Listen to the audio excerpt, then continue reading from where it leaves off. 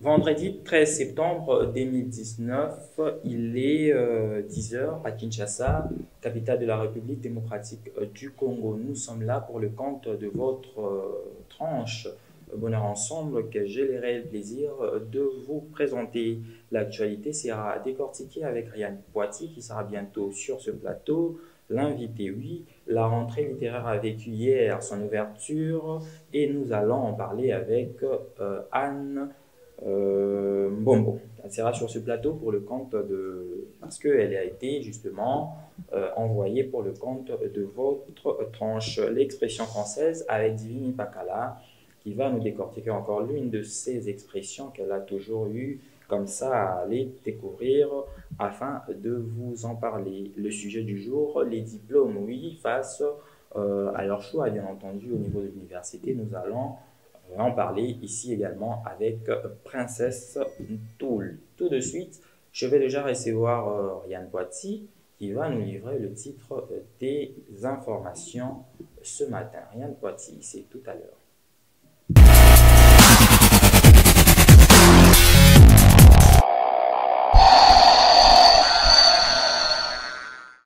Elle nous livre le titre de l'actualité ce matin, évidemment. Du sport, sans nul doute, parce que c'est aujourd'hui les rencontres de 16e de finale de Coupe Interclubs africains. Elle est là sur ce plateau. Ryan Poitiers, bonjour. Bonjour David. Comment ça va? Bien, merci. Alors, l'actualité aujourd'hui, j'espère qu'il y aura du sport. Évidemment David. Avec le début de 16e de finale de Coupe africaine Interclubs, je présume. Alors, qu'est-ce qu'on a comme titre d'actualité? Au cœur de l'actualité ce matin, déraillement d'un train aux environs de la localité Maïbari dans le Tanganyika. L'accident a eu lieu dans la nuit du 11 au 12. Il s'agit d'un train de marchandises qui partait de Nienzu vers la gare de Niembois. Très wagon couché, a déclaré le président de l'intersyndicale de la Société nationale de chemin de fer Victor Umba. Impossible de fournir un bilan pour l'instant. Toujours des accidents, cette fois ça quitte les voies maritimes pour le voie ferroviaire. Qu'est-ce qui se passe? Je pense que le gouvernement doit prendre des précautions qui se doivent afin d'éviter toutes ces pertes sûrement, et on a eu en vies humaines. Je crois que nous serons saisis et nous serons compris. Alors, on poursuit. On poursuit cette actualité, David, dans une lettre signée par Devos Kitoko, secrétaire général de l'ECID, engagement pour la citoyenneté et le développement, fait part de l'organisation d'un meeting au gouverneur de la ville-province de Kinshasa, Jean-Tini Ngobila Mbaka, dimanche 22 septembre, au croisement des avenues Elengesa et Mukoso dans la commune de Makala. Ça persiste encore, cette histoire de vérité des urnes. Je pensais qu'ils ont eu à jeter l'éponge, non? Évidemment, David, c'est Martin Fayulu qui fait face encore à la scène politique. Il prévoit ces meetings pour continuer de parler et de revendiquer la vérité des urnes. Ok.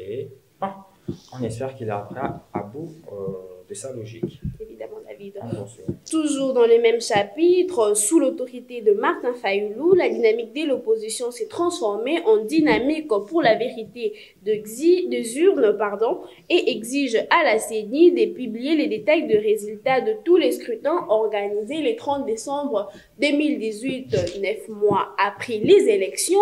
Martin Fayulu revendique toujours sa victoire à la présidentielle et promet d'aller jusqu'au bout dans le combat de la vérité des urnes.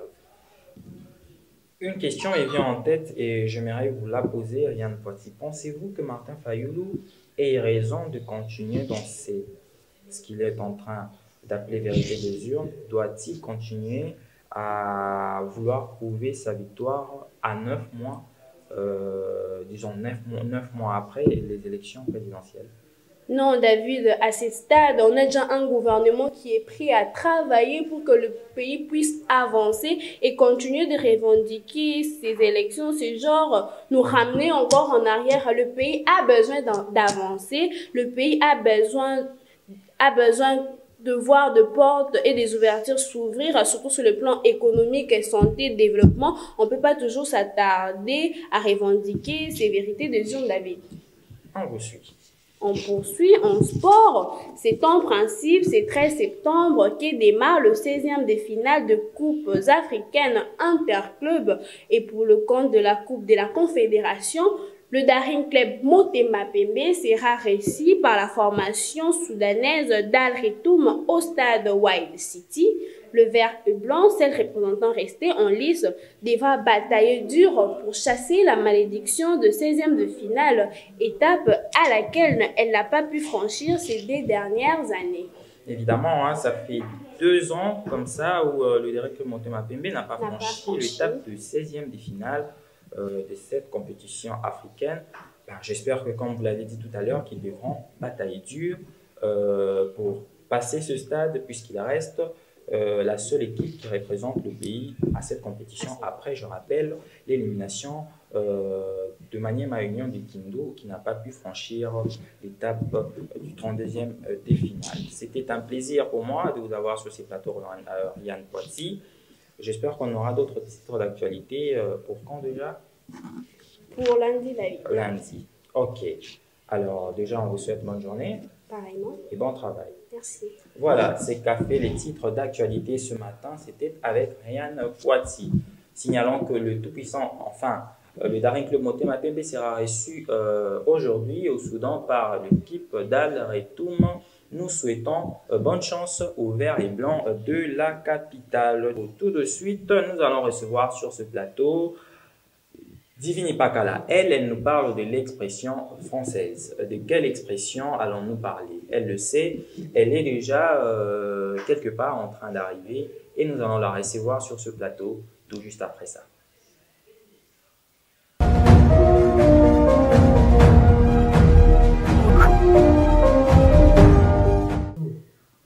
Expression française, elle est là sur ce plateau. Divine Ipakala, bonjour. Bonjour David. Ça va? Oui, je vais bien, merci. Et toi? Oui, ça va. La santé, ça va, vous êtes sûr? Oui, ça va bien. On a l'air de ne pas vous sentir en forme là. Non, ça va, ça va. Ça va? Oui, ça va. Donc, vous avez sans nul doute apporté une expression française. Exactement, ça ne peut pas manquer. Qui va inspirer. Oui, ça va inspirer. Bon, d'ailleurs, je sais que vous inspirez toujours. Alors, on a hâte de découvrir de quoi s'agit aujourd'hui. Mettre les bâtons dans les roues à quelqu'un. Ok. Cette expression, au sens figuré, David veut dire susciter des difficultés à quelqu'un, empêcher de progresser ou retarder quelqu'un. Et du point de vue origine, cette expression était utilisée à la fin du XIXe siècle et c'était venu de la méthode utilisée à l'époque pour freiner une charrette. Ceci consistait à faire frotter le bâton dans la roue entre les rayons pour bloquer ou l'arrêter brutalement dans la charrette, quoi. Prenons l'exemple. Par jalousie, il a mis le bâton dans la roue à son ami qui devait être engagé dans une grande entreprise. Et c'est qui expliquerait David qu'il a par exemple rencontré des faussetés à son ami pour qu'il ne soit pas engagé. Et au sens, pour être bref, cette expression veut dire créer des obstacles à quelqu'un ou l'accuser faussement dans le but de le nuire. Je donne l'exemple, David a mis le bâton dans le roue de ma relation avec Riyad. Donc, tu as entravé notre relation. Donc, vous m'accusez de vouloir venir créer de la zizanie dans votre relation. Exactement. Donc, dans ce cas, c'est moi qui mets le bâton dans le roue de ma relation avec Riyad. Ok, mais je pense que je ne le ferai pas. Donc, je préférerais même qu'en exemple, vous preniez le nom d'une autre personne. Non, seulement David. Ok, on y va, mais attention. Comme expression similaire, on peut aussi dire mettre des crocs en jambes à quelqu'un ou mettre de peau des bananes à quelqu'un. Donc, voilà un peu la sémantique de cette expression pour mettre le bâton dans les roues à quelqu'un. Ok. Alors, tout de suite, mais j'ai comme l'impression que vous n'apportez que des exemples concernant les hommes. Pourquoi Dernièrement, on a parlé ici de poser un lapin et je me suis mis à dire que généralement, ce sont les femmes qui posent le lapin lors des invitations. Et vous m'aviez dit non, voilà, les hommes le font aussi. Aujourd'hui encore, vous revenez et cette fois, vous m'indexez même de mettre le bâton dans vos roues. Non, c'est juste pour un exemple, et quand même, ce n'est Ben, pas... je préférerais que vous citiez le nom d'une autre personne. Non, je veux seulement le nom de David. Le nom de David. Ah, ok. J'espère qu'on aura un débat, vous et moi, dans les couloirs. Voilà, j'espère que c'est tout pour l'expression d'aujourd'hui. Ouais, c'est tout pour l'expression d'aujourd'hui. Est-ce qu'on peut nous annoncer la prochaine expression aujourd'hui? La prochaine expression peut être mettre le croc en jambe à quelqu'un. Ah, donc vous voudriez expliquer Expliquer, toutes les expressions qui dérivent de de mettre le bâton dans les roues à quelqu'un. Merci beaucoup. On espère qu'on va continuer comme ça à apprendre avec vous. La dernière fois, je vous ai jeté de fleurs, hein, et Espérance Minambo a dit qu'il fallait traîner avec des personnes intelligentes, des personnes qui vous inspirent. Et j'avais dit que vous étiez l'une de celles qui m'inspirent sur ce plateau. Parce que je continue à apprendre avec vous. Il faut apprendre avec moi, David. En tout cas, c'est intéressant. Et vous n'apprenez pas avec moi? S'il a lieu d'apprendre avec toi. Eh bien, jusque-là, non. J'apprends aussi avec toi, David. Merci beaucoup.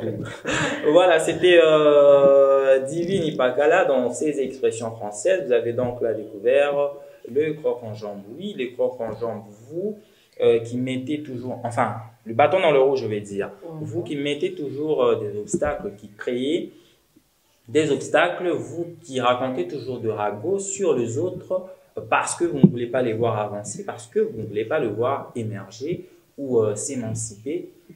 Arrêtez ça parce que ce n'est pas très bien. Laissez les autres avancer. Les grands esprits aident ceux qui montent à continuer, de continuer à monter. C'était la leçon que moi je tire de cette expression qu'a développée tout à l'heure Divine Ipakala. Alors, le sujet du jour, c'est avec Princesse Ntoul. Nous allons parler de des diplômés, je vais dire, des nouveaux diplômés qui devront dans très peu de temps faire leur entrée dans le monde académique. Oui, le choix s'est fait, mais est-ce que sont toujours les bonnes? Est-ce qu'ils sont toujours le bon? Est-ce qu'ils sont toujours le mauvais? Est-ce qu'ils le font par influence ou par propre désir, par contre consentement? Tout ceci, on le saura avec Princesse Ntoul qui sera bientôt sur ce plateau.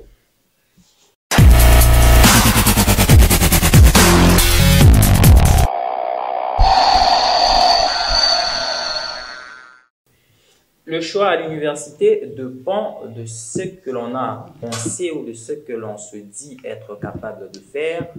Le choix à l'université n'est pas un jeu ou une question d'être influencé par les parents ou les amis ou encore le membre de famille. Le choix à l'université, c'est un consentement personnel. Princesse Ntoul, bonjour. Bonjour David. Comment ça va? Oui, je vais bien. Alors, je vais bien. On va parler aujourd'hui des diplômés face à leur choix à l'université. Alors, d'entrée de jeu, nous voudrons avoir un bref aperçu sur la manière dont se comporte le nouveau diplômé vis-à-vis de leur choix à l'université. Oui, merci David. Le sujet d'aujourd'hui, le sujet du jour, le nouveau diplômé face à leur choix à l'université. Ok.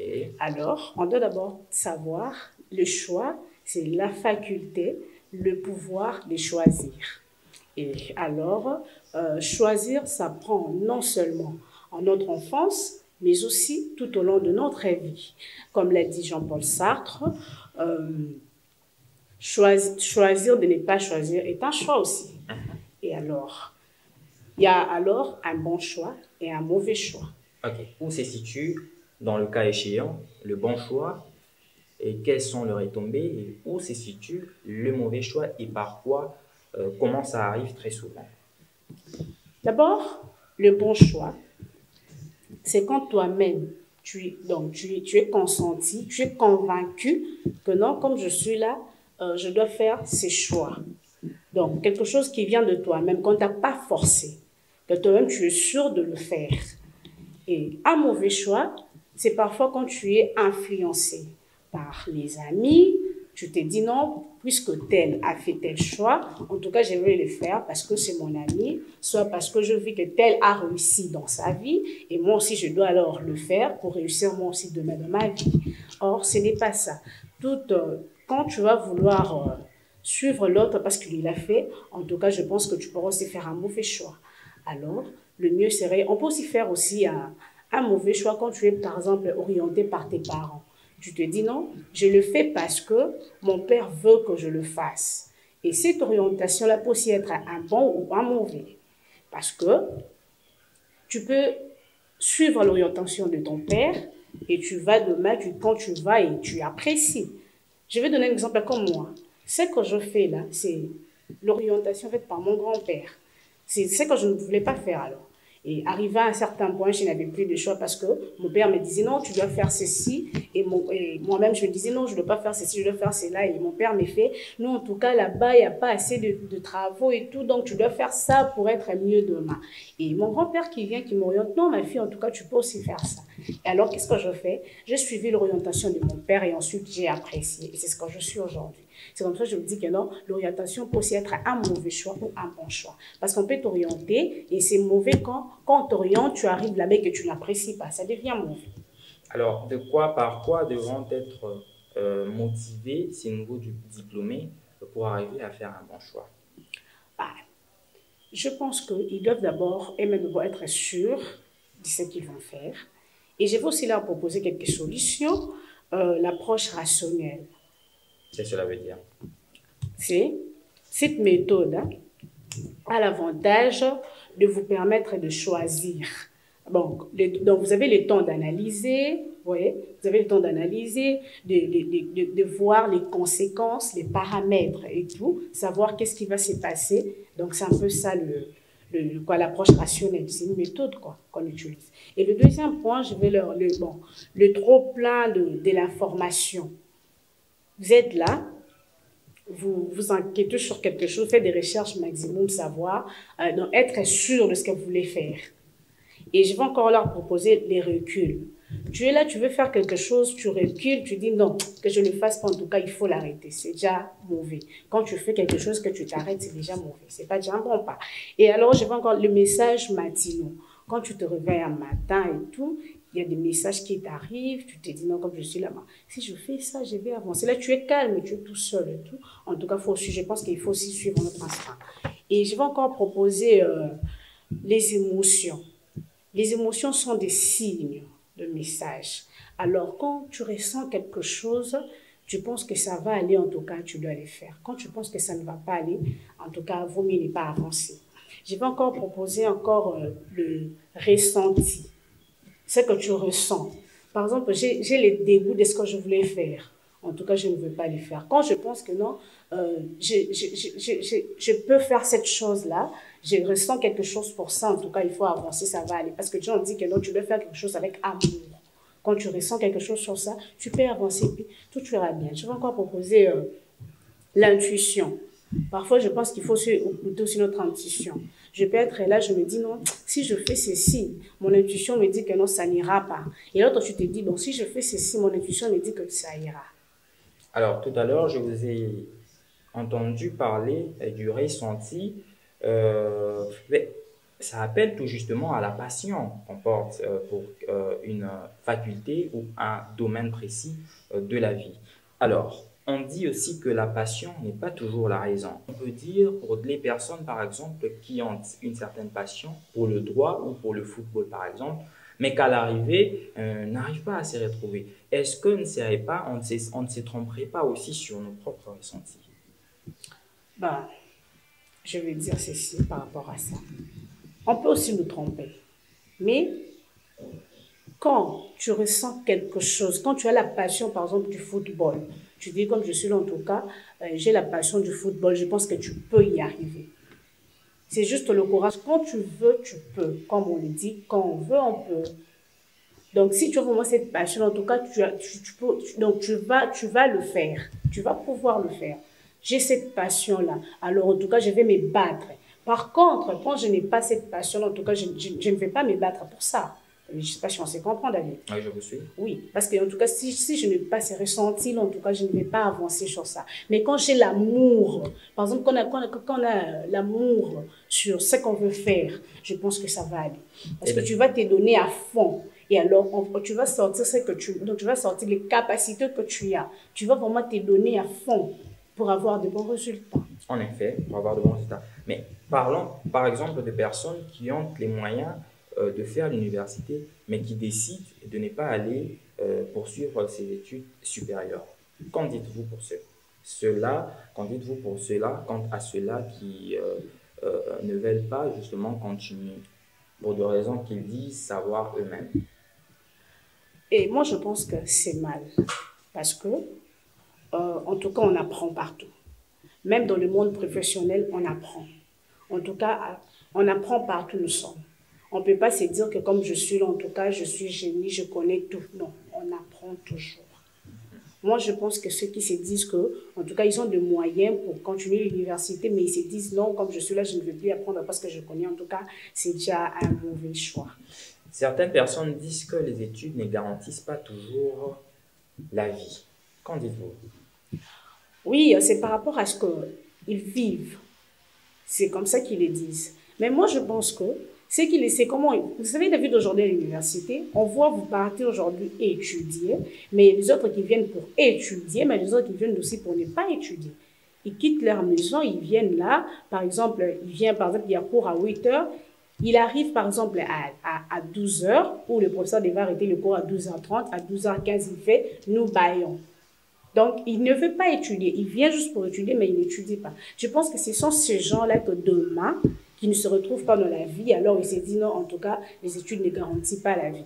David, vous savez aujourd'hui, les problèmes avec nous, le jeune, on ne sait pas, on ne réfléchit pas loin. Parfois, on arrête nos réflexions quelque part, quelque chose qui n'est pas bon. Vous savez, comme on est là, on a la capacité de créer, par exemple, nous-mêmes des jobs. On a cette capacité-là. Et alors, c'est parce qu'on s'est dit aujourd'hui, bah, je vais aller à l'université pour réussir. Et non pour apprendre. C'est le principe que nous marchons avec aujourd'hui. On va à l'université, pas pour apprendre, mais pour réussir. Chose qui est mauvaise.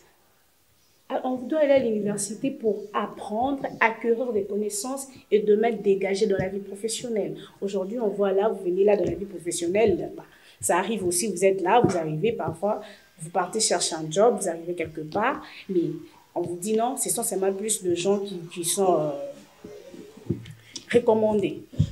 Alors, et de ceux qui ont réussi sans être passés par le banc de l'université, comment expliquez-vous cela?